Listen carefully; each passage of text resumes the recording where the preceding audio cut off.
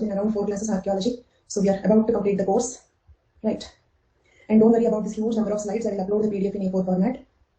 Okay. And because of that, even I maintained a bigger font because anyhow, like I didn't want you to print it out. Okay. So yesterday, last topic that we have completed was impact of modern democratic institutions, right? Okay. Then now today we are starting with one topic in 9.1, not the total 9.1, one topic in 9.1. That is the role of NGOs in tribal development in India. The role of NGOs in tribal development in India. It's one of the important topics, but as I told you in paper 2, every topic is important. Okay. So now let us see this topic, the role of NGOs in tribal development in India. So basically, we cannot say that's not a single statement, Arish, because if I have to say assimilation is a concept related to Hinduism partly. Okay, but the tribals who are not STs, they're free to choose Hinduism, Christianity, Buddhism. Okay, so they have a choice. Moreover, just like when it comes to the STs, they also have different levels of integration. But when you compare with STs, they are more integrated. Means STs are more integrated when compared to PVTGs and non-STs. Okay, they are more integrated when compared to STs, right? Okay, so PVTGs are the most isolated groups. Okay, there. So now proceeding to the topic, non-governmental organizations. NGOs are non-governmental organizations. Okay, so they have two types of functions. First one is to supplement the effort of the government. It means if government is already doing some programs or plans, these non-governmental organizations helping the government. This is one type of work. Second type of work is if the government itself is exploiting the tribals, then launching the crusade against the policies and actions of the government. Is it clear? So some non-government organizations can be favorable to the government. They complement the work done by the government.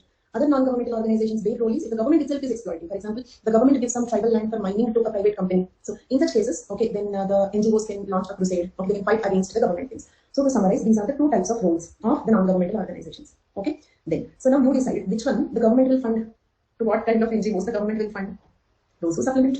Okay, those who supplement the government policies, actions, programs. Okay, so this is one important point. So every non-governmental organization is not funded by the government. Some of them receive foreign funds, some of them are self-sufficient, some of them are funded by the government. Okay, then why do the government fund the non-governmental organizations? Because sometimes to establish the total infrastructure is difficult, isn't it? For example, let us take your related concept only. Government establishing a coaching center for civil services for STs is not possible, difficult.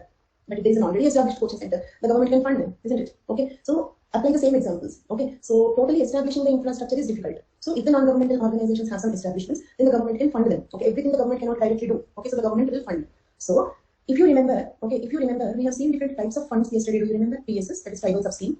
SCA to TSS, that is special central assistance to the tribal sub-scheme. Then the grants under Article 275(1). Okay, and some center sector schemes. Then the fifth one, grants in aid to voluntary organizations. Do you remember that? Grants in aid to voluntary organizations, VOs, or NGOs, non-governmental organizations. So that fund goes to the NGO organizations. Is that clear?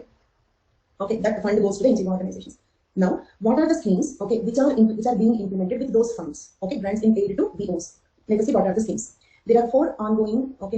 Not much difference. They both are used as synonyms. Okay, they're synonymously used. Okay, because why NGOs are called voluntary organizations? They're not government organizations, but they are voluntarily trying to help the tribals. Okay, on any core section. Or see, all NGOs are not only related to tribal, because our topic is tribal. We are discussing that. NGOs, some of them will work for women issues, child labor, poverty. So in general, NGOs are important topic for total GS also. Okay, for GS also, NGOs is a important topic. Okay. Okay. Yeah, Chandni, take care first. Okay, health is important. Okay, you can attend the recorded or the other batch. Don't worry. So first, take care of yourself. Okay. Thank you. There. So there are 4 ongoing schemes of the ministry which are open to the participation of voluntary or non-governmental organizations. Right. Presently, there are 4 ongoing schemes, which come under this category. Actually, we are still yet to complete. The developmental schemes and programs, right? The topic is not yet completed. Okay, so that particular topic is not yet completed. Okay, when we discuss that, we will divide the schemes into categories. Those schemes which are fully funded by the central government, those schemes that are funded by the grants in 275(1). So those schemes which are implemented through VOs or NGOs, like that, we classify the schemes. Understood? We classify the schemes on that basis, the basis of the funding pattern. Okay, so like that, there are 4 ongoing schemes which are funded by. Okay, yes. So no. Those are 4 funding patterns. I said. Out of the 4 funding patterns, the fund, grants in aid to VOs is one of them. So under that, we have 4 schemes. Clear? Okay, under the schemes implemented through grants in aid for VOs and NGOs, we have 4 ongoing schemes. What are they? First one, grants in aid to voluntary organizations working for the welfare of scheduled tribes, including coaching for scheduled tribes and award of special incentive for improvement of infrastructure. So this is one scheme. Second one, strengthening education among ST girls in low literacy districts. Okay, earlier this scheme was known as Scheme of Educational Complex in Low Literacy Pockets for the Development of Women's Literacy in Tribal Areas. This was the earlier name. The present name of the scheme is Strengthening Education among ST Girls in Low Literacy Districts. This is the second scheme. Third one, vocational training in tribal areas. Okay, because vocational training is very important in tribal areas, right? Because through normal education, you better know how long they should study to get one job, right? So at least 23, 24 years they have to study to get a job. So can they consistently study for 23, 24 years? Not possible. And even after that, we have a lot of unemployment. And because of the backwardness, it's difficult for them to participate in competition with the non-tribals. Okay, due to all these reasons, vocational training is also very important for the tribals, isn't it? So that they can have some self-employment programs and all that. So vocational training in tribal areas, development of particularly vulnerable tribal groups, in that not total, because you may ask me one question. You said it is central sector scheme, so 100% fund comes from central government, then why NGOs in between? So in that there is also an NGO component. Okay, some of the work is being done by NGOs, not the total CCD scheme, the NGO component of that scheme. Okay, the NGO component of PBTG scheme. So these are the 4 ongoing schemes which are being implemented by voluntary organizations or NGO organizations. Clear? That is important because they can ask you questions like identify the schemes implemented by, means not from NGOs. Okay, from the developmental programs you can get a question like this: identify the schemes being implemented by voluntary organizations or NGOs. Understood? Do you remember that question? Identify the exclusive scheme for PBTGs. Like that, they can ask you identify the schemes implemented by VOs and NGOs. So for that, it is important to remember these 4. Right. Next. Established voluntary organizations or established voluntary agencies, we call them as EVAs. EVAs, okay, means what? As I told you, not all NGOs are funded by the government, right? So some NGOs will be funded by the government. So let us suppose, if I establish one NGO today, will I get government funds? Some 10 crore rupees for the tribal development. So in that I may use some 8 crore rupees for personal building construction, right? Okay, so not possible. So it means if a non-governmental organization should get some fund from the government, it should be able to build some trust, isn't it? So it should be able to build some trust. Okay, so it means it should be an established voluntary agency. Agreed? Okay, some actions already performed and they're already self-sufficient, means they already have some funds, they already have some infrastructure, something like that. So that the government can take them seriously and can give the funds. Is it clear? What if they misuse? That is a bigger threat, right? So those are called as established voluntary agencies. Remember the word EVAs, we call them as. An effort was also made by the ministry to identify voluntary organizations or non-governmental organizations which have an all-India character, means to call as an EVA, an NGO organization should have an all-India character. Regionally, I'm doing some work, I cannot get the government funds, okay? And are known for their selfless service. They must have already done some selfless service and remarkable achievements. The ministry has accordingly categorized a few organizations as established voluntary organizations. On this basis, the Ministry of Tribal Affairs classified some NGO organizations into EVAs. Clear for all of you? What are they? This is the list of those established voluntary organizations. Ramakrishna Mission affiliated organizations, Akhil Bharatiya Vanvasi Kalyan Ashram and its affiliated organizations, and so on. Okay, I have given 14 names. You cannot write 14 names, you can write some 5-6 names that you remember. Is it clear? Can I proceed? So what are these? What is the list of these 14 NGO organizations? EVAs. Are all NGOs EVAs? No, and the government funds goes to only EVAs. They are recognized voluntary organizations. Okay. Now, the role of NGOs in tribal development. Okay, so till here we have seen actually what are the types of work done by the NGOs and what schemes are being implemented through this NGO component and what NGOs are funded by the government and actually what are they doing. Okay, the role of NGOs in tribal development. All activities of NGOs are aimed at social, economic, political and educational development of the oppressed people in the areas. The activities stated by the respondent NGOs are listed below. What activities they perform. Okay, comprehensive village development, education. In education, what they are doing? Balwadi. Okay, then supplementary classes for school-going children, means what? For example, some ST children are going to the school, but they're not understanding anything. Happens, right? Okay, the moment you join in the coaching center, the teachers are speaking some Greek and Latin. Okay, nothing goes into your head. Happened or not? Okay, soon after you join the civil services coaching. Okay, so some supplementary classes for them. Then school at the brick kilns. School at the brick kilns. Okay, brick kilns are the places where the bricks are manufactured. So if the tribal women are working in the brick kilns, what about their children? So school at the brick kilns, so that, okay, while the mothers are working in the brick kilns, their children, the tribal children can get educated. Hostel for the children. Motivate children to go to the school. Okay, they prefer to play in the forest, climb the trees, eat some fruits, play in the pond, swim in the pond. This is what they enjoy. They are not attracted to go to the school. So motivate them to go to the school. Okay, so teach ke beta don't go. So these are some activities done by, okay, most difficult task. True. Okay, so like these are a few things that are being done in the education sector. Okay, no, Balwadi is one aspect of it. Okay, that is schools, primary school for the children. Balwadi is one role. And supplementary classes for, say for example, if they are going to some classes, giving tuitions to them. Okay, and established schools at the brick kilns. These are and all these are the roles. Okay. Then activities related to the women's development, like formation of women's groups, saving groups for women, training for self-employment, women's cooperative societies, income generation for women, women's employment, etc. These are the areas in which they are working. Youth development activities, formation of youth groups, health activities, primary health care, okay, means providing some services like the primary health care, health education, educating them about the health project of family planning, okay, means guiding them, counseling them in the matters of family planning, and improving their traditional medicines. Okay, tribal people have a good knowledge in traditional medicines, but they are not developed much. So do some research on that. Find out which traditional medicines are actually very useful. Okay, develop them. Okay, so these are some health activities. Okay, then provision of the food, political activities. What are the political awareness and training on Panchayati Raj? Okay, train them how to participate in the voting process. Because do you remember like this Manki Munda system and all those? They are both incapable and reluctant to participate in the electoral politics, right? So train them. In the electoral system, train them about the human rights. Okay, you can also include Forest Rights Act. Do you remember? Okay, so Forest Rights Act, for example. Okay, if they have to appeal for the land, okay, according to Forest Rights Act, they can get right. Okay, on the land that they are cultivating up to 4 hectares, right? But what if they don't know that? Did you understand my point? I don't know that I have right on the land, so I don't even appeal for that. Okay, so Forest Rights Act and constitutional safeguards. Constitutional safeguards. They have reservation facilities, but they don't know about that. Okay, and they have human rights. They don't know about that. Okay, then about the schemes. So awareness generation. You can add points like that. Counseling activities, next one. Women counseling center, family counseling center, legal counseling. Is it very important? Okay, because for us also it's an almost difficult task to memorize all the constitutional safeguards for STs, agreed? Almost impossible task to remember them all the developmental schemes, all the rights they have. Okay, so they don't know what they have. How can they use them? That's a major problem they face. They don't even know what SC Atrocities Act. They don't even know the word. Is it clear? Okay, so understand when for us it is so difficult to understand them. Okay, so still now there are so many recent amendments in the CSE Atrocities Act. I still have to go through all those amendments. So when it is so difficult for us to understand all these things, it's kind of impossible for them. So giving counseling, training them in such matters. Okay, so if not all, tell them what they need. Okay, tell them for what they are eligible. Okay. Then dissemination of information of government schemes, helping people to secure benefits of the government schemes, self-employment, protecting environment, anti-eco movement, fighting on land issues, restoration of the land rights, fighting against land alienation, displacement, etc., fighting against injustice, form cooperative societies for tribals, such as fisheries societies, brick societies, to fight on behalf of the tribals, isn't it? To fight on behalf of the tribals. These are all some activities that are being performed by the NGOs, right? Now, that is all in general. Now let us address these two specific questions. They asked critically examine the role of NGOs in promoting health and education in tribal areas. Then critically discuss the role of NGOs in tribal development. To answer these two questions, let us also get some specific content on the NGOs. Okay, the content that I am discussing right now is targeting those questions, right? So, role of NGOs in education. I've already given that, but this is sufficient for normal. That is, like if they ask like role of NGOs in tribal development, then you can write like this. But what if the question is on education? Then we need a little more information about it. So here I get some specific information, particularly in the aspect of education and health. Okay, then so the role of NGOs in education, and one more thing that you can collect. Okay, you can do it on your own. Role of NGOs in tribal women. Okay, that is also a possible question. Health, education over, I am giving you because they are the previous questions, but you assume another hypothetical question. Role of NGOs in the development of tribal women. Okay, assume this question and collect some notes for it. It's a work for you. Okay, then. So now role of NGOs in education, some specific examples. Some NGO organizations have started residential schools, but the effectiveness or impact of such schools is debatable.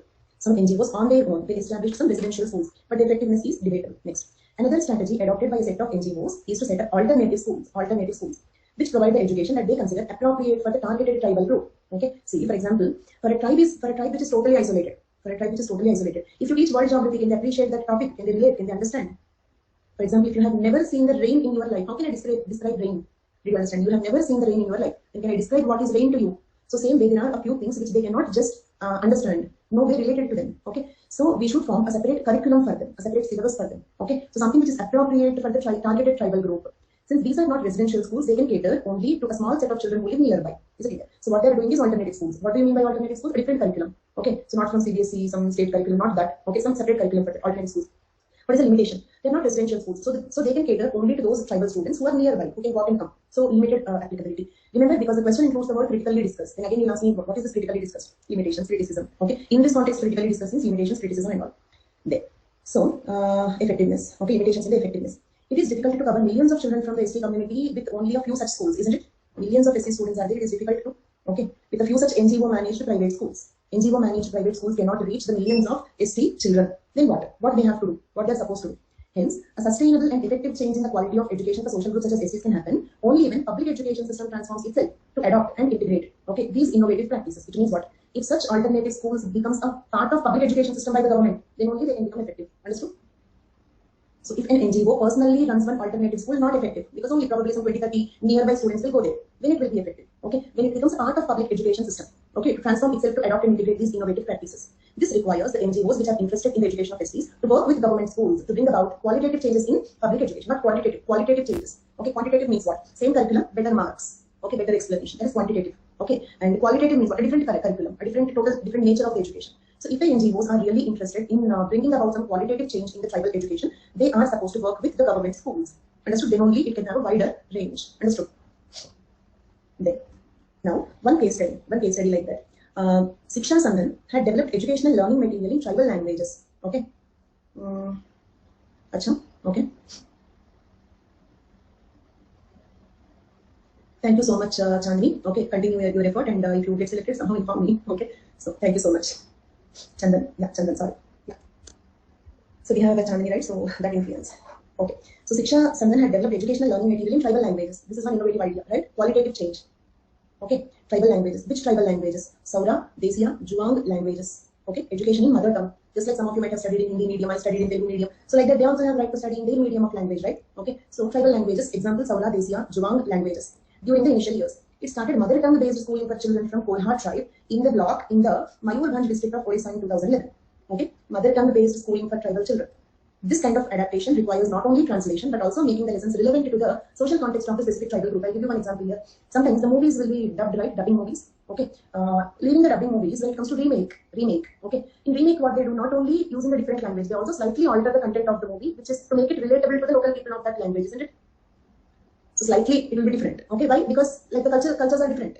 Okay, so this is how not only translation, also make the lessons relevant to the social context of the specific tribal group. Content also should be two things: translate into tribal language and alter the content suitable to the target tribal group. Shiksha Sandhan received some funding for this purpose and could have MLE, means multilingual education, and could have MLE teachers, okay, teachers who are multilingual, okay. It means they also know the tribal language, okay. They know the Hindi or English, or they know some major language, plus they also know the tribal language. That is important for translation, right? Okay, English to Saura language we can translate only, okay. English to Saura language translation is possible only if I know both the languages, okay. So they could have some multilingual education teachers or teaching assistants from tribal communities to help with the tribal language as part of MLE in a set of schools. Some MLE teachers recruited by Shiksha Sandhan were also absorbed into the initiatives of the district administration at the state government. It means they got government jobs, permanent government jobs. This is one achievement by Shiksha Sandhan, isn't it? Such teachers, okay, who got recruited by Shiksha Sandhan got even absorbed by into the state government schools. Okay. Then, under the current scheme, an MLE teacher can become a regular teacher after 6 years if they pass a test conducted by the government. Okay. So this is a big achievement. Like how it is a big achievement. One is, okay, tribals have the right to get educated in their mother tongue. Okay, just like we got educated in our mother tongue. Okay. Second thing, the content is also being altered. Third thing, some tribal youth are getting jobs as MLE teachers, isn't it? Some tribal youth are getting jobs as MLE teachers.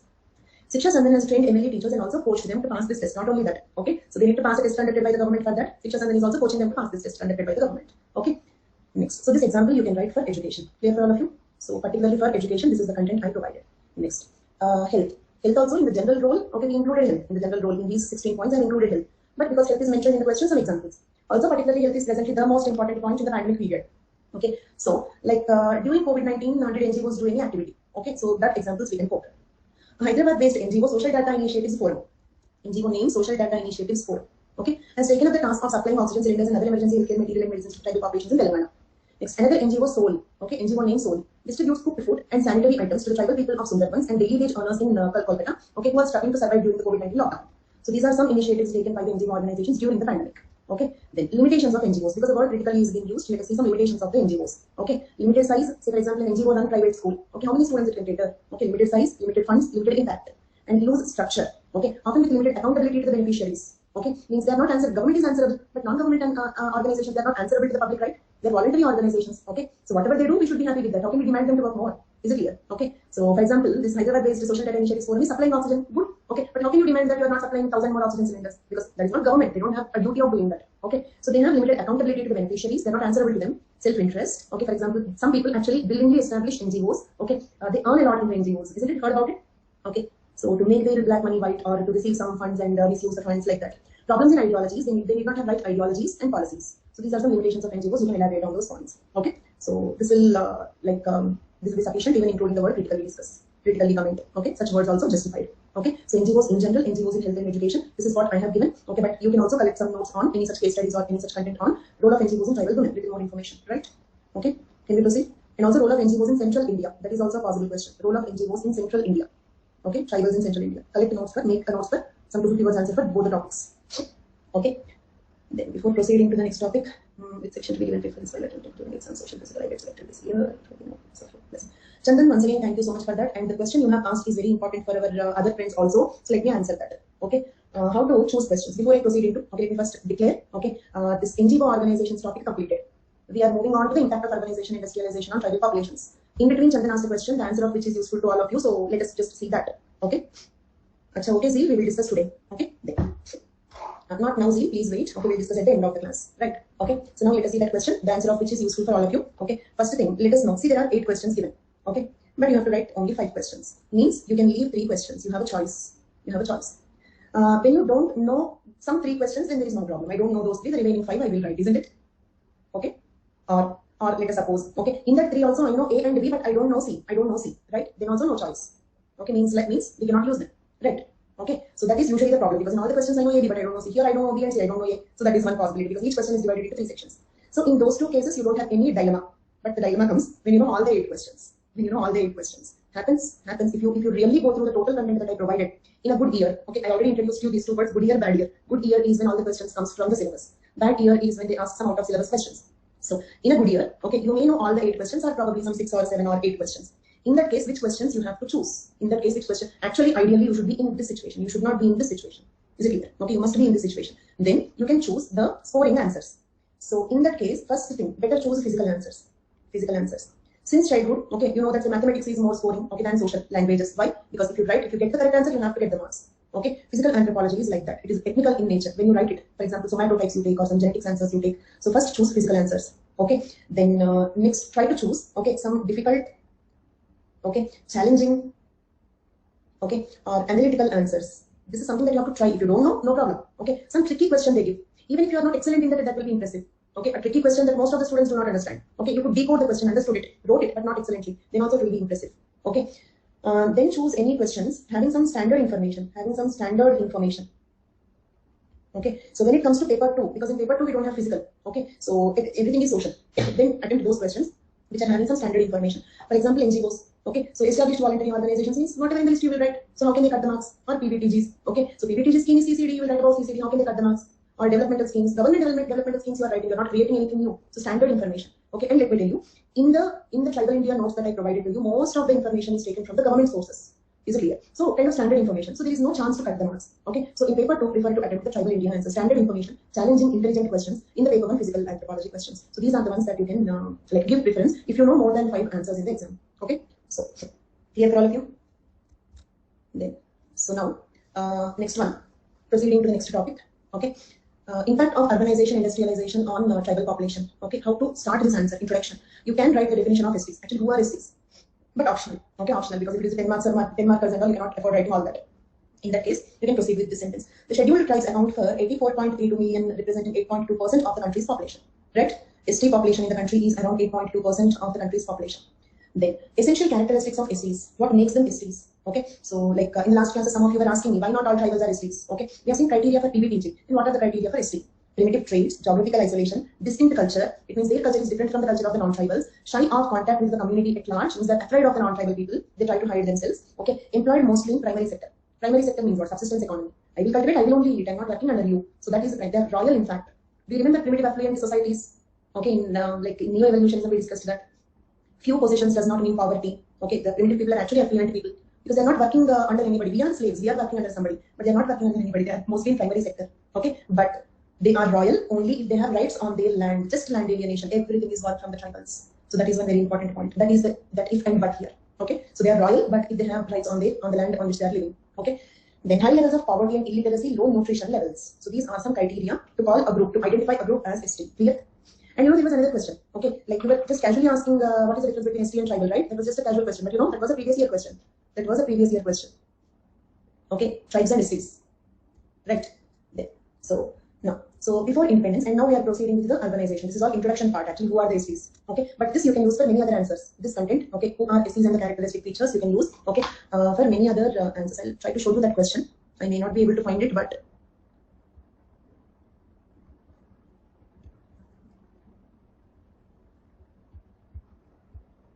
this one, 2018, tribe and scheduled tribe. Okay, so this was a previous question. Okay, tribe and scheduled tribe. And now tell me, do you know the word tribe? Do you remember the very first class we have seen tribe, colonial construct? Okay, how the Indian anthropologists define tribe in Indian context. Okay, so how the word tribe is defined, okay, according to the UN Convention, how the word tribe is defined by the Indian anthropologists. So do you know the definitions of, do you have the content? Do you know it's not at the moment? Okay, but do you have the content to write this? There, ST. For this, what you have to write? Definition of ST plus characteristics. Let us see the definition of ST also and characteristics. Okay, let us see the definition of ST because let us complete this question. But remember, and these two very, very colorful slides which you have been seeing since the time I uploaded this video, okay, are the questions from constitutional safeguards. 12 previous questions, 2-3 previous questions in GS paper 1 also. Constitutional safeguards for SC/STs has been a previous question in GS paper 1 also. So very, very important. Okay, compulsory question in anthropology or GS paper 1. Understood the significance of this topic? And probably, and not probably, we will be starting this topic today. It will extend in tomorrow's class also. Okay, tomorrow, I mean not tomorrow, next class also. And that next class I will discuss about the policies and schemes. With that, the tribal anthropology will be completed. Okay, so one of the questions, this one, remember, I will not again discuss. We are completing it now. You know about tribe. Okay, we have seen the characteristic features of ST. What more you need to know to write this answer for 10 marks? Tell me what more you need to write this answer for 10 marks? First, what more you need to write this answer for 10 marks? Examples you have already. You have so many ST examples. Characteristics over, done already. So what more you have to know? Difference you need not specially write. When you write tribe, when you write ST, difference is automatically established, isn't it? When you write what is tribe and what is ST, the difference is auto. So what more you need is definition of ST, isn't it? So let us see the definition of ST. This is from the constitutional safeguards. Article 366(25). Article 366(25) defines the scheduled tribe. Okay, which article defines the scheduled tribe? Article 366(25). Scheduled tribe means such a tribe or tribal community. First point, tribe or tribal community mean the same. First understand that point. Tribe or tribal community mean the same, right? Such a tribe or tribal community or parts of, because sometimes only a part of the tribe or tribal community can be considered as an ST, right? Okay, or groups within. Only one group within that tribe is ST. Only one group within that tribe is ST. Within such tribes or tribal communities, as are deemed under Article 342. Then what is Article 342(1)? Procedure of scheduling. 366(25) definition. 342(1) procedure of scheduling. Who will consider who will add a particular tribe in the ST list, and how can he add the tribe in the ST list? That is 342(1). Understood the difference between the two? Okay, 342(1) is procedure of scheduling. Okay, 366(25) is 366(25) is the definition. Okay, as are deemed under the Article 342 to be scheduled tribes for the purpose of this constitution. This is the definition of ST. Then, in GS paper, when there is one question, why the tribes in India are called scheduled tribes? This is GS paper 1 question. Note down the question. Why the tribes in India are known as scheduled tribes? This is GS paper 1 Indian society question. Okay, noted it? And with this content, you can write that and these two previous questions. Okay, this is enough for that also. Okay, why? Because, the word schedule in the constitution. You know the word schedule in the constitution? What do you mean by schedule? List. List. Yes. Schedule is equal to a list. Like, no, not appendix. Annexure we can say. Okay. Appendix is different. Okay. So annexure we can say, or list, or, okay. For all the articles we have clauses, right? Okay. 1, 1A, 1B, 1C, so many clauses. If a clause is so elaborate content, okay, if a clause is having so much of elaborate content, then we call it as a schedule. Then we call it as a schedule. Just like the articles have clauses, some articles have schedules. Just like the articles have clauses, some articles have schedules. Okay. A related list. Okay, or it means if the content is so much that you cannot keep in a clause, then it is kept under the schedule. Understood? So the tribes in India are known as scheduled tribes. Note this down if you want. The tribes in India are known as scheduled tribes because they are listed in a schedule in the constitution. The tribes in India are known as scheduled tribes because they are listed in a schedule in the constitution of India. So that is one sentence answer about it. No, this is not a total constitution. One article. Okay, one article. Just like you have 366(25). What is this 25 clause? Okay, so like that, like a clause, you have schedules under one article. Understood? We have schedules associated with one article. Okay, just like we have clauses under one article, we have schedules under one article. Means every schedule is associated with one or the other article in the constitution. Understood? No, amendment is not needed. Public notification is needed. Amendment is not needed. Okay. So is the schedule concept clear? So will every schedule in the constitution come under one or the other article? Like, you have 5th schedule, 6th schedule, right? 5th schedule, 6th schedule, they also come under one article. Let me show you.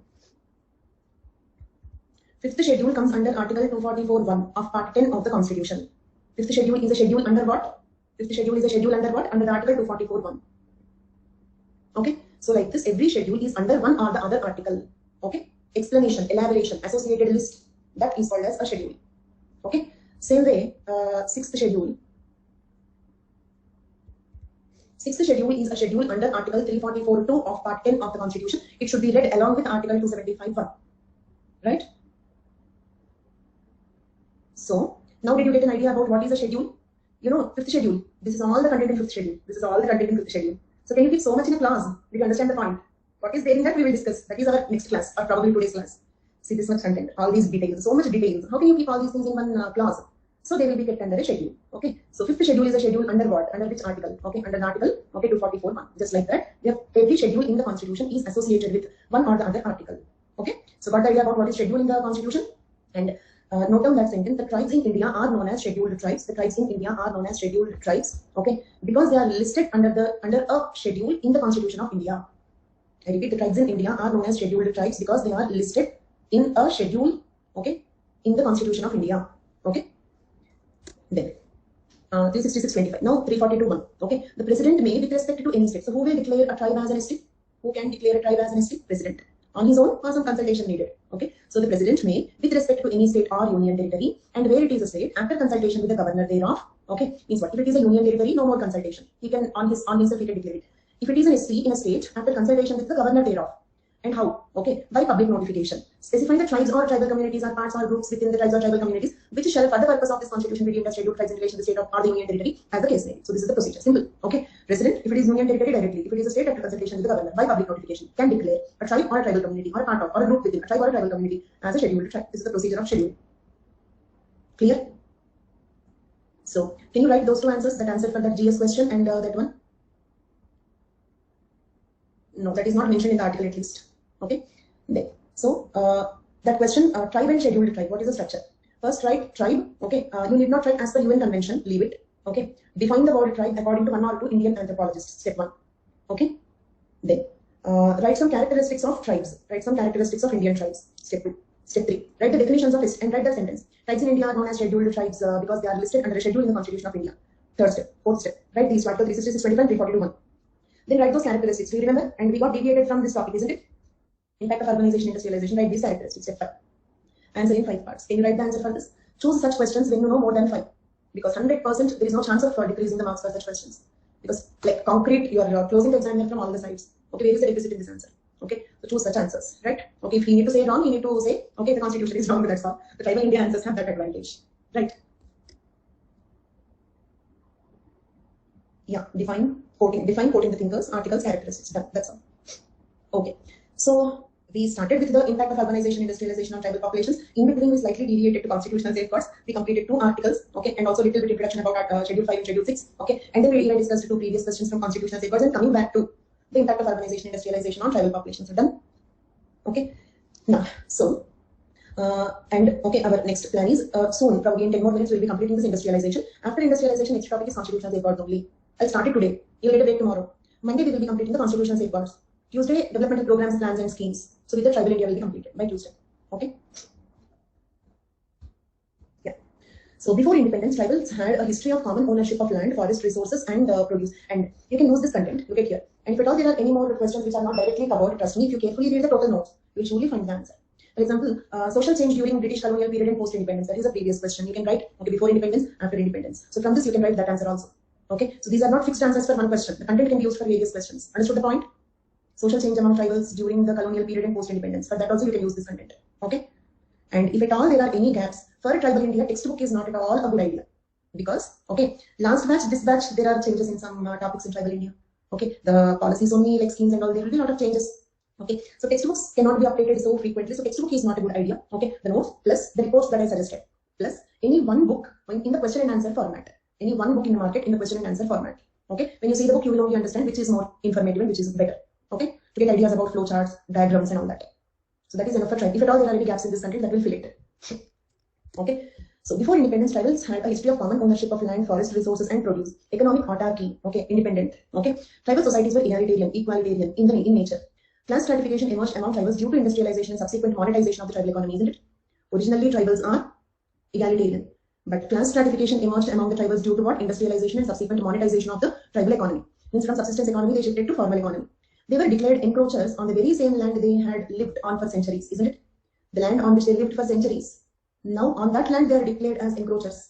Okay, like you become an encroacher of your own home, something like that. This dispossession from the land and restriction of control over the forest during colonial era pushed tribals into the labor market. Just check, are all these points suitable for social change among the tribals during the colonial and post-independence period? This is a social change during colonial period.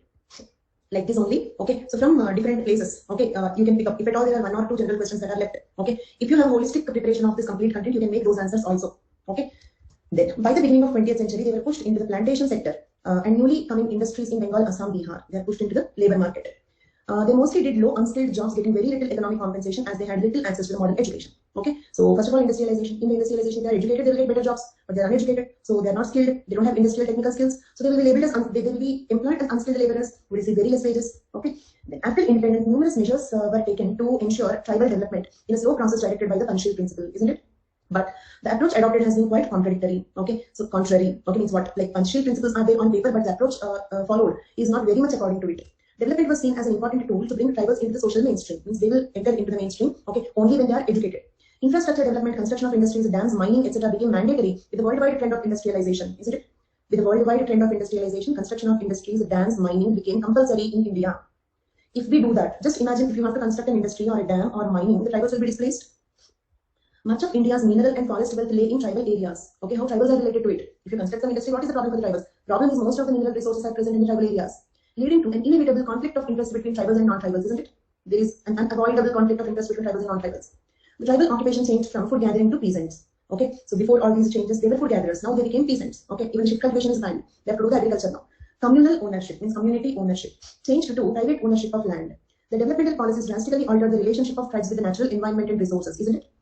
So many developmental projects like industries, mining and all, they changed the relation. Okay, let me just show you one image. Okay, so this is the situation in Jharkhand. Why especially Jharkhand? Okay, so Jharkhand is a rich state with poor people. Jharkhand is a rich state with poor people. Let us see how. Jharkhand is a tribal dominated state having rich mineral resources, and 40% of the minerals of the country. 40% of the minerals of the country comes from Jharkhand. First rank in the production of coal, mica, okay, kyanite and copper in India. So in the production of all these things, Jharkhand is rank 1. It produces approximately 25% of the steel of the country. 25% of the steel comes from Jharkhand. This is why state becomes the vanguard of industrialization. Jharkhand is a state which is undergoing maximum industrialization among Indian states. It has a wide range of industrial plants, both public undertaking and private limited. Despite all this, so much of industrialization, okay, but people of Jharkhand, the tribal people living there must be very rich. Still, Jharkhand remains to be the poorest of the Indian states. So Jharkhand is can be stated as a rich state with poor people. Okay, maximum tribal population is also there. Okay, so industrialization, and you can use the sentence for conclusion. Industrialization and internal colonialism. What do you mean by internal colonialism? For example, if the Britishers come to India and if the Britishers come to India and colonize, that is one story. That is called colonialism. But what if the central government or the country at large is using the resources of Jharkhand but not developing it? That can also be called as colonialism. What kind of colonialism? Internal colonialism. Okay. Industrialization and internal colonialism related to ethno-regionalism in Jharkhand. Do you remember ethno-regionalism, Jharkhand state formation, tribal unrest? Do you remember that? So these two factors related to that, connecting this topic to that. Okay. When you read the Tribal India notes, how you have to read is the holistic preparation, not topic wise. Not topic wise. Total notes should be in your mind. You should be able to pick the content from so many places and put it in one answer. So that is how you have to prepare for Tribal India. Take time. You need numerous revisions. Don't lose confidence. Don't feel that it happens only with you. Difficult to easy to understand, difficult to remember. That is the nature of the Tribal India. Okay. So don't get demotivated. You will require more revisions. Okay. So keep your revisions towards the end of your preparation, because if you revise it now, you will forget. So now understand everything, memorize it once and leave it. After your preparation is completed, keep all the factual content towards the end of your preparation. Conceptual content towards the beginning, because at the end you will not have time, you will not have mental peace to understand the concepts, because to understand the concepts you need some peace of mind. That is not possible at the end. Okay, so all conceptual topics in the beginning. Okay, and some by-hearting work will be completed in the last minute time crunch only. Okay, so the by-hearting content towards the end. Okay, and plan for 2-3 revisions. It takes minimum 2-3 revisions. Okay, so that is about the preparation of Tribal India. Clear? So impact of industrialization on scheduled type population of Jharkhand. Can you write this answer? Yes, you have only 2 months after preparation. Prince. The situation become more worse, cessationist activities can arise in Jharkhand, possibly. Okay, there. So like that only there are a few more points. These are very general points, so I'm not specifically discussing about that. Can I proceed? Impact of urbanization and industrialization. Go through this. You have more than 1000 words content here. Okay, so use according to the questions, and you can use this content for other answers also. Okay, this is the situation in Jharkhand. Just imagine how the tribals survived here. Okay, they were living in natural, luscious forests. Okay, so the situation became like that. So those are the problems of the tribals and industrialization in central India. Then also you can write this. Okay, next moving on to the constitutional safeguards, the last but one topic in Tribal India, this one, and then policies and programs. Okay, with that we will be completing the Tribal India, right? And I will show you the syllabus, and I will clearly underline the topics that are completed in front of you. Okay, and I will also point out like the topics, 1 or 2 problems I left. That the only topic in tribals I left is problems, because it will be too boring, because the only way to explain is reading it. So if I do that, it will be too boring. There is nothing much to discuss. So only problems I'm leaving it, but I'm giving you the content. Okay, you can go through that. Okay, except problems we completed, remaining all topics of Tribal India. Okay, this is last but one topic. Constitutional provisions for the scheduled tribes and scheduled castes and other backward classes. SC, ST, OBC constitutional safeguards we need. Plus, in 9.1 there is another topic given, history of administration of tribal areas. History of administration of tribal areas. That also I will discuss as a part of this topic. Clear till now? Okay. So first one. Let us first see the order in which we proceed is, okay, first we will complete all articles, okay, then we will proceed to this historical background. Okay, there was one question. 5th and 6th schedules of the constitutions are formed on the foundations laid by the British colonial rule. Discuss. Have you seen this question somewhere? It's a previous question. 5th and 6th schedule of the constitutions are formed on the foundations laid by the British colonial rule. Discuss. So in that context I will discuss this one, history of administration of tribal areas. Okay, so that one. Then after that 5th schedule, 6th schedule. Okay, so that is how we complete the constitutional safeguards, right? So first all the articles, then historical background of 5th and 6th schedule, then 5th and 6th schedule. 5th schedule includes the Peace Act. So that is how we proceed with this. First, Article 15. Not exactly. Okay. Approach before and after. Okay, I will give you as a model answer. Okay, you know the content, but you may not understand how to write that. I give you a model answer on approaches before and post independence. Content is there in the notes, already discussed. Okay, but to help you how to write that answer, I'll give the answer. So now coming to this. Okay, Article 15. So what is Article 15? No discrimination permitted on the grounds of religion, race, caste, sex, or place of birth. Okay. Then, did you hear this word? Positive discrimination, protective discrimination.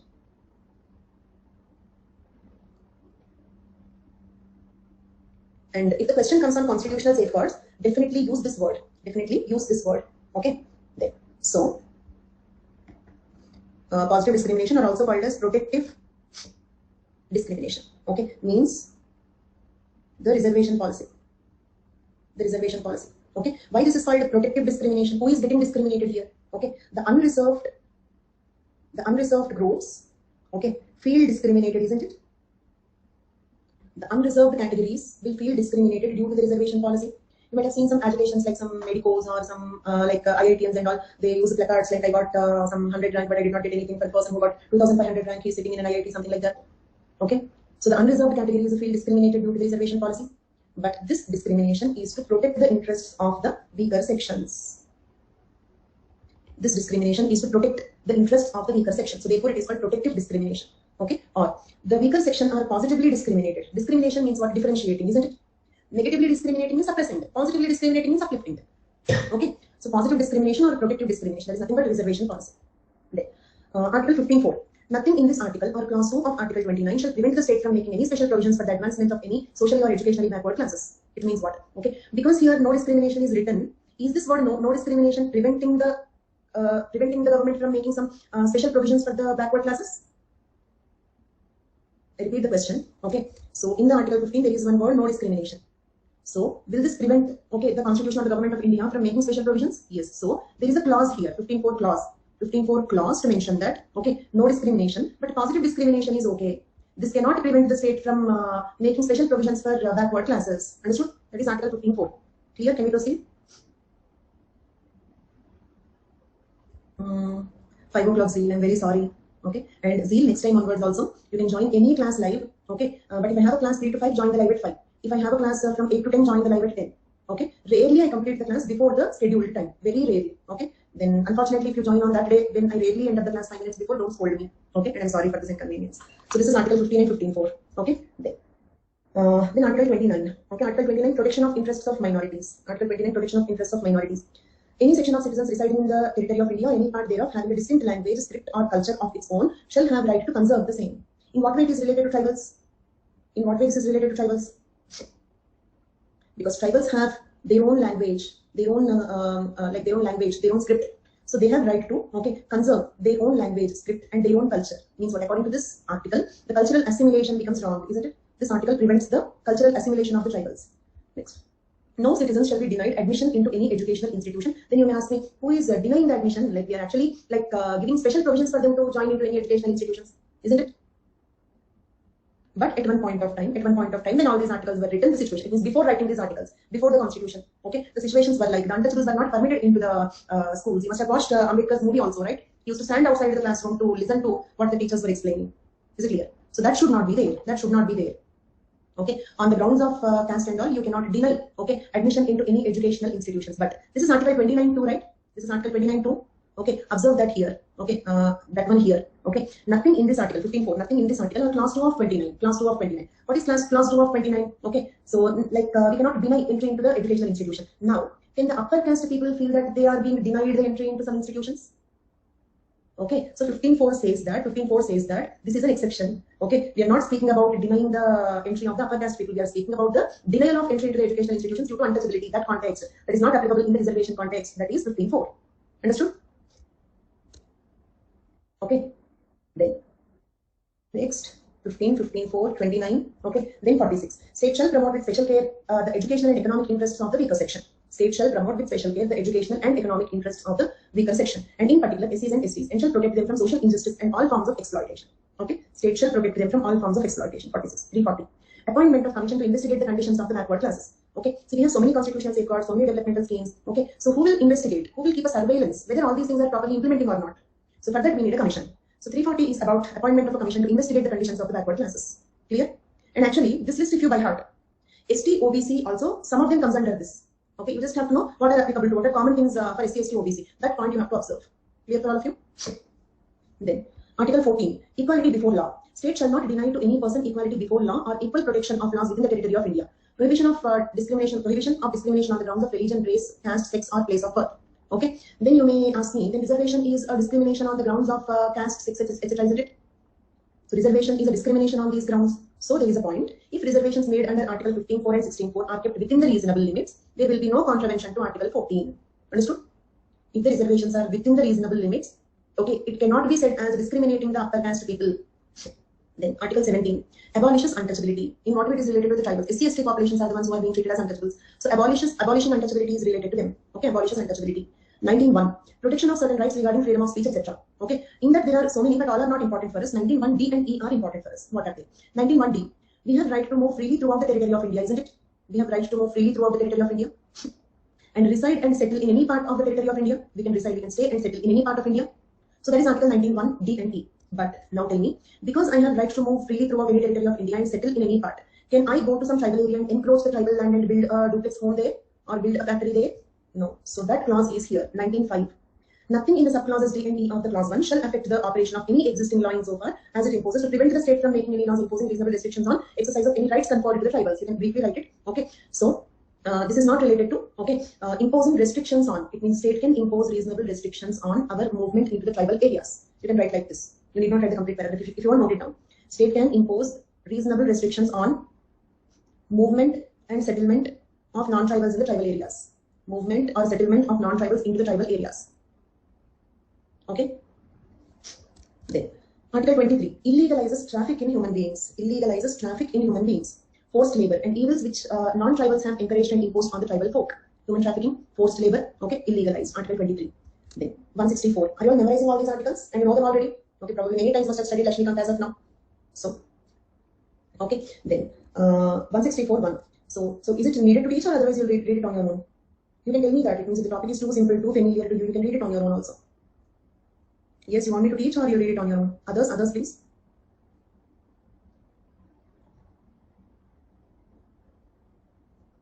Okay, let us deal with this. Okay, 164.1. And actually only articles will be like this. Maybe 5th schedule and 6th schedule, you will not read them in detail. Okay, so but you will, from the notes if you read, you will be able to understand. Okay, but anyhow, I decided to proceed. Okay, so Article 3, 164.1. What is this 164.1? Appointment of Ministry of Tribal Welfare. Do you remember I said Ministry of Tribal Affairs is the central government ministry. Ministry of Tribal Welfare is a state government ministry. Okay, in what states? Only in tribal concentrated states. Only in tribal concentrated states. Okay, do one thing. Constitutional safeguards for STs, I will discuss. SC, OBC, I'll give you the notes because most of it will be overlapping, almost same, right? So will that be okay? Okay, little changes will be there. Okay, when you read, you can easily understand that.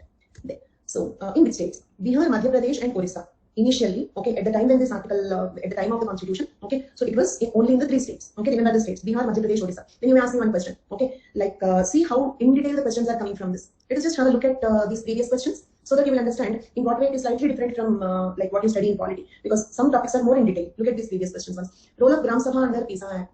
Okay, how specific the question is. So not only about 5th schedule, in the 5th schedule, in the PISA Act, okay, in that only Gram Sabha role. Okay, so like that they are asking highly specific questions. Right, next. Provisions under 6th schedule of Indian Constitution. 5th schedule and 6th schedule of the constitutions are built on the foundations laid by the colonial government to discuss. Do you remember this question? I just mentioned it. Describe the history of tribal administration in colonial period. These two questions mean the same, isn't it? Describe the history of tribal administration in the colonial period. And 5th and 6th schedules are built on the foundations laid by the colonial government to discuss. They both mean the same. That we will discuss. Then critically examine constitutional provisions. This is a general question. This almost all of you can readily write it, isn't it? At the moment you can answer this question. Next, there is another typical question. Critically compare affirmative action of USA and protective discrimination for scheduled tribes in India. Okay. So let us first complete this question. This is slightly different, so let us finish it off. Okay. Now, what is affirmative action in USA? What do you mean by affirmative action in USA? Okay. Do one thing. Just forget about anthropology and all this terminology. Okay. Affirming means what? Affirming means what? Positive or fighting movements, positive approach which they won due to the movements. Can I say like that? Undoing historical injustice. Okay. So can we say some positive impact which they got, which they fought and achieved? Okay. I'm firm on this. I want it. Okay. Like that. Tribal unrest. Okay. I'm firm on this. Okay. Ziddi hu main. Okay. I want it at any cost. So with that some movements and they achieved something. So that is affirmative action. Okay. Protective discrimination. Are they both similar words? Affirmative action and protective discrimination. Okay. Very good. Then in what way they are important? For example, in India, the protective discrimination is for whom? Scheduled tribes. To elaborate this, what you have to write, these articles that we studied, isn't it? You have to write what? You have to write the constitutional provisions that we have seen till now, including 5th schedule, 6th schedule, briefly. Including 5th schedule, 6th schedule, that is what you have to write. Okay, then what is affirmative action in USA? Means what is the reservation policy in USA? That is not for scheduled tribes. They don't have a word scheduled tribe at all. Okay, so they don't even have a word scheduled tribe, because scheduled tribe is a word in the Indian context, not also indigenous people. Their affirmative action is for racial discrimination and gender discrimination. Blacks and women have some reservations there in USA. Blacks and women have reservations. Okay, I've given ready-made answer for it. Affirmative action in the United States versus protective discrimination in India. Actually, I'm against question and answer format books. But at the same time, questions are finally our target. So I followed a mediocre approach in throughout the notes. Most of the headings I kept in the notes are previous questions. But I did not give the notes as an exact answer to that question. I've given the holistic content on that topic. That is the approach I followed in making this notes. So this is another such title. Okay, based on a previous question. Okay, so it tends to focus on issues such as education and employment, specifically granting special considerations to racial minorities, Native Americans, and women who have been historically excluded groups in America. So in America, the affirmative action is related to racial minorities, that is blacks, Native Americans, okay, and women. Is it clear? Reports have shown that minorities and women have faced discrimination in schools and businesses for many years, and this discrimination produced unfair advantages for whites and males in education and employment. This impetus towards affirmative action is redressing the disadvantages associated with past and present discrimination. Okay. Further impetus is a desire to ensure public institutions such as universities, hospitals, police forces, and more representatives of the populations they serve. Affirmative action is a subject of controversy. Some policies adopted as affirmative action, such as racial quotas or gender quotas for collegiate admissions, have been criticized as a form of reverse discrimination. See, positive discrimination or protective discrimination can also be criticized as a reverse discrimination, right? In the past, they were discriminated. Today, you are discriminating us. This is the argument by the upper caste people here in India. Same is the argument by the whites and males in USA.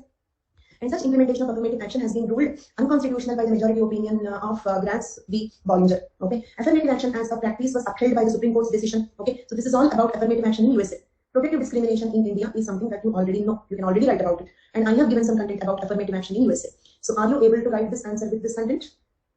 Is the content enough for this question? Okay.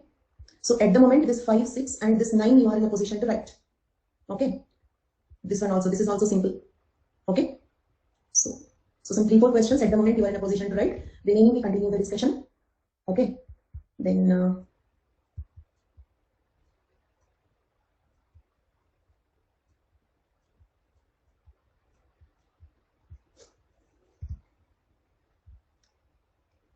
this one. So Ministry of Tribal Welfare. Okay. Initially in which 3 states? Ministry of Tribal Welfare initially in which 3 states? Bihar, Madhya Pradesh, and Orissa. Right? Then new states, Chhattisgarh and Jharkhand, came into being later with Madhya Pradesh Reorganization Act 2000 and Bihar Reorganization Act 2000, isn't it? So with these 2 acts respectively, Chhattisgarh and Jharkhand states came into being. And they both are tribal dominated states, isn't it? Right? Then, according to Census 2001, the proportion of STs in the states of Bihar are 0.9%. Means when? After the formation of Jharkhand. Okay, because most of the tribals in Bihar were in Jharkhand area. Once Jharkhand separated, the leftover tribals in Bihar are very less. Okay, only 0.9%. Okay. Then Jharkhand 26.3%, Chhattisgarh 31.8%, Madhya Pradesh 20.3%. As there are no scheduled areas in Bihar, and as the proportion of ST is very less, it is proposed to be excluded Bihar from the purview of the Act in the Constitution, Amendment Act 94 in 2006. Got it? So Bihar state do not require a Ministry of Tribal Welfare. Then Article 330, reserving seats for SC/ST in the House of People proportional to the population of SC/ST in the state. 332, seats have been reserved in the state legislature for SC/ST proportional to the population of SC/ST in the state. 334, puts limitations on reservation of the seats up to 10 years, isn't it? Seats in the legislature up to 10 years. Initially, the limitation was only up to 10 years, but later on, this is a total story. Okay, how the limitation was extended. Okay, it was extended to 1970 by 8th Amendment, and extended to 1980, 1990, 2000, and 2010 by 23rd, 45th, 62nd, and 79th Amendments. And the 95th Amendment of the Constitution, officially known as Constitution 95th Amendment Act 2009, extended the period of reservation of the seats for the scheduled castes and scheduled tribes, okay, in Lok Sabha and the state legislative assemblies for another 10 years, that is up to 26 January 2020. So these are some amendments happened to that article, right? Then after that, 366/25, 342/1, we completed these 2 articles, right? Okay, in that previous question we completed. Next, okay, and one small request, just one more glance in constitutional safeguards. Okay, so because you know it, don't neglect. Okay, you studied total Lakshmikant, it's okay, but because we are also discussing the previous questions, some around 15 previous questions is not a joke. We cannot take it easy. Okay, so there can be 1 or 2 points which you may not know, so don't neglect it because you know it already. Okay, so if you already know it, revise it. Okay, you will have to read it 1 more time. Feel as if you are reading it 1 more time. Okay, so I will take the complete next class for constitutional safeguards, only very important for tribal and also GS paper 1. So let us don't neglect it. Okay, so maybe familiar to you, but bear me for one day for a familiar topic. Okay, then Article 275(1), Indian Constitution provides funds to both Schedule 5 and Schedule 6 areas for the purpose of promoting the welfare of scheduled tribes or raising the level of administration of the scheduled areas. So these were the funds under the Article 275(1) we were discussing about in two different contexts, isn't it? Okay, grants under Article 275(1) applicable to both 5th schedule and 6th schedule areas for the purpose of promoting the welfare of scheduled tribes or raising the level of administration of scheduled areas. Okay, means to develop scheduled areas and scheduled tribes both. Okay, so with this, all small articles completed. Okay, now one very big article that we have to discuss is 244(1), that is 5th schedule. Okay, so it's actually we are discussing the next article 244(1), but that article is having a schedule that is 5th schedule. Okay, which is very important. You might have noticed that many questions are coming. The questions can come only on 5th schedule or 5th schedule, 6th schedule comparison, or only role of governor in 5th schedule areas. Okay, or only role of governor in 6th schedule areas, or only on Peace Act, or only on role of Gram Sabha. Like this, numerous questions are possible from this. Okay, these are all the possible questions. Clear? Okay, so before we proceed with that 5th schedule, we will have to discuss this topic, that is historical background of 5th and 6th schedule. It means how they came into being.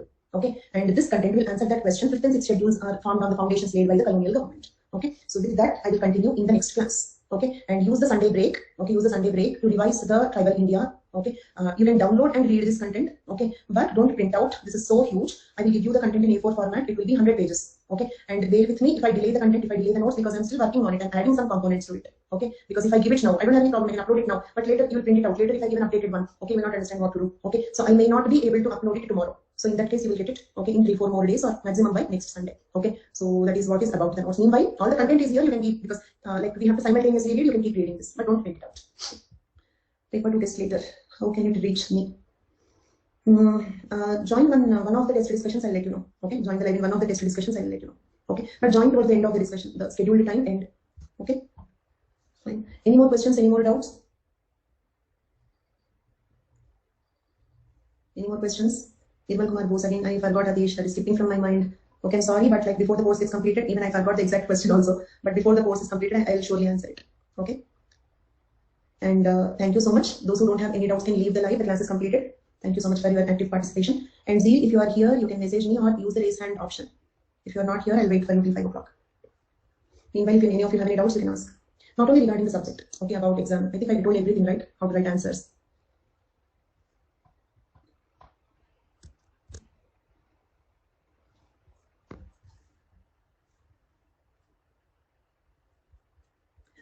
And today also 8 o'clock.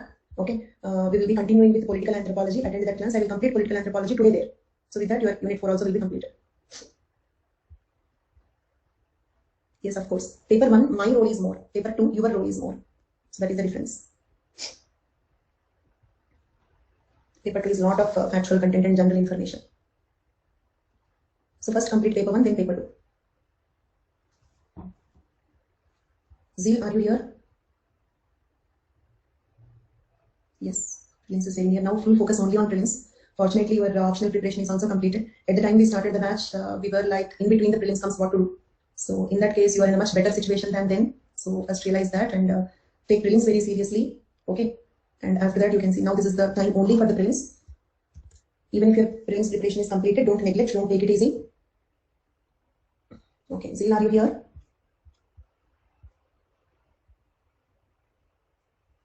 Yeah. Yes. Tell me, Zeal. You can use the raise hand option also. And those who don't have anything to discuss can leave the live. The class is completed.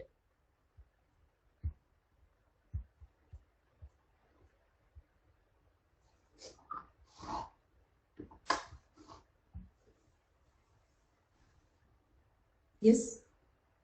You're about to ask me a question. Message me after using your raise hand option, Zeal.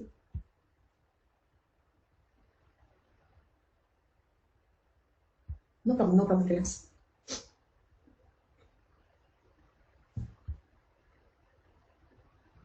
You have taken the subscription on 14th July.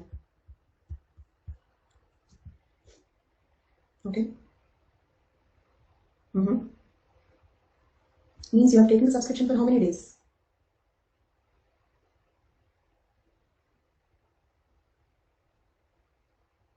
Okay.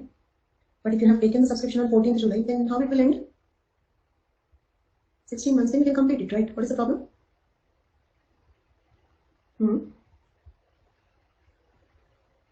So you can attend those 39 lectures. Yes, I started the new course, 8 p.m. Yes, ending in December.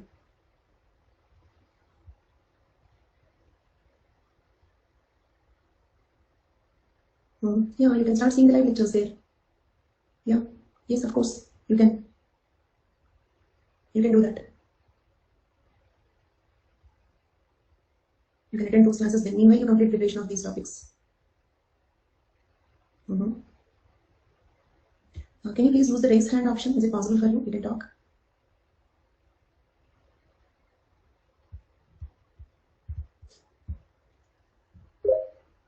Yes, sir. Yes, tell me. You're able to hear? Hello? You're not audible. You're not audible.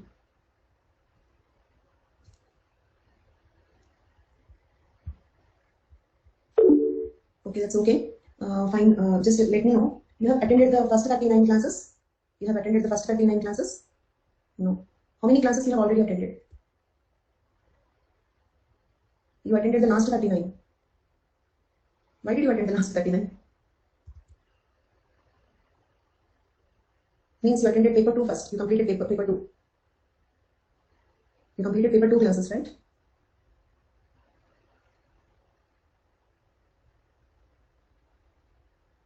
Okay.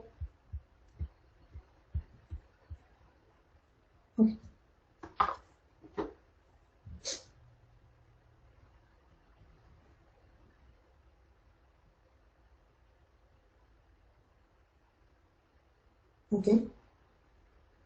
Okay. Okay. Okay. Okay. Okay. Okay.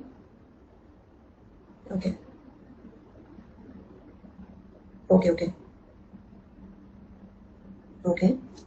Okay. Then one thing is, in the month of November, I will start one more new batch. So because you have taken 16 months subscription, you can wait for it. So that is one convenient option. Okay. Yes, November. Okay, in the month of November I will start. And maximum, actually the number of classes are only 135.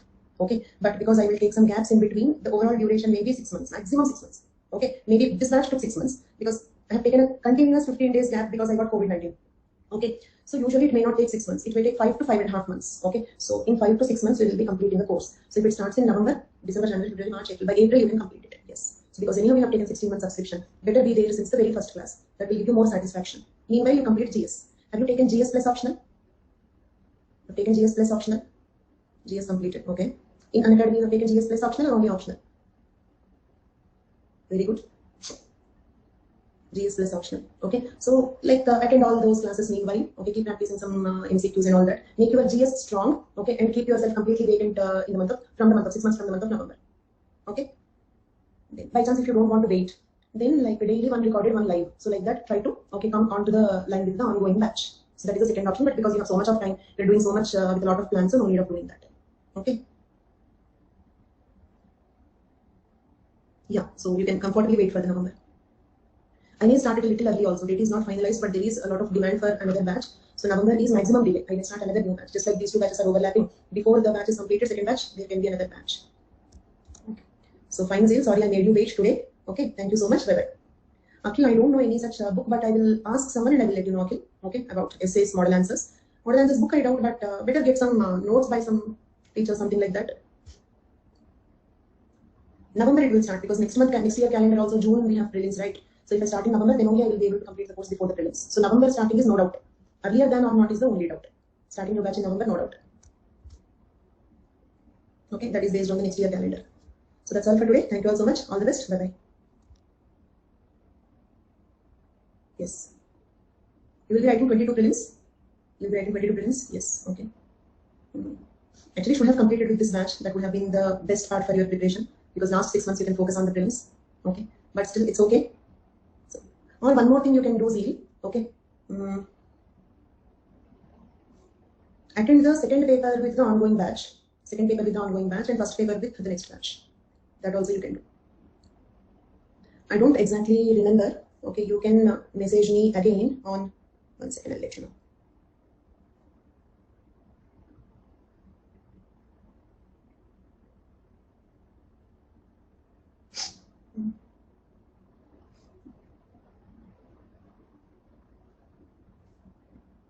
October 11th. From October 11th, you can attend. Okay. from October 11th you can attend. So like that you can save 1 month, right? So by October, fortunately if I start a new batch by October 11th, you can join that. Otherwise you can, that's what I checked it and I told you the date accordingly. So if you start on October 11th, you will not face any problem. Okay, I did not give you an earlier date because the earlier topics will have some overlap. 8 p.m. batch, October 11th, but message me like this once again, okay, in the first week of October, okay? But please check meanwhile, because by chance maybe October 11th or 12th if I launch a new batch, then better join new batch only. Fine. And also I may have another crash batch after October 6th. That is another thing that I have. So I may not have this one, okay, in the month of October. So better start on October 11th with this batch and message me again October 1st week. Fine. So that's all for today. Thank you. All the best. Bye-bye.